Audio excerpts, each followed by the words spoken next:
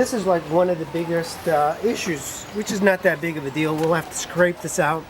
The clear coat is coming out of this lower screen, and this is like where it shows you the modes and information. You can barely tell. You would have to cover it like this in order to tell. I'm being very careful. That's why I don't want to just spray it. Oh my God, it is so caked in dirt. This is for headlights. So you can get this for headlights at your local Advanced Auto Parts, and it comes with a whole lot of other stuff that we don't need. But it's circular.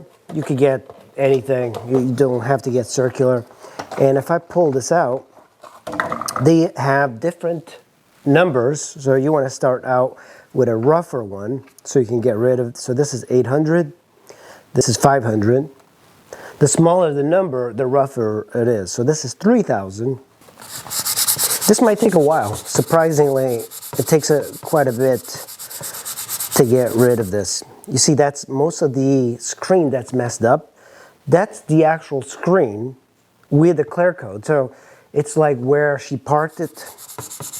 The sun was hitting that left side a whole lot more than the right, but we're gonna take it to the actual plastic.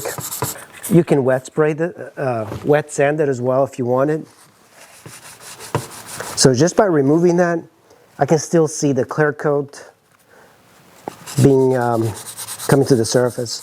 So you can spray water on it if you want to do a wet sand coat. So I'm going to do this for a couple of minutes, and then I'll bring you again in when I'm ready for the next process.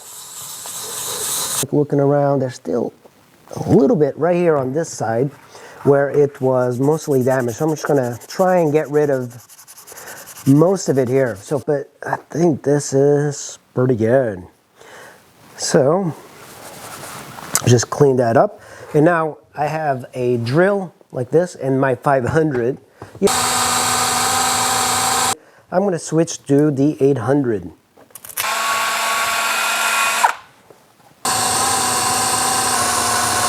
For this next part, we're going to have to tape the edges because we're going to spray some clear coat. I think it looks pretty good.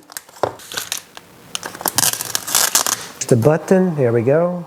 Look at that. It's actually crystal clear. You can barely tell. Yeah, that's actually really amazing.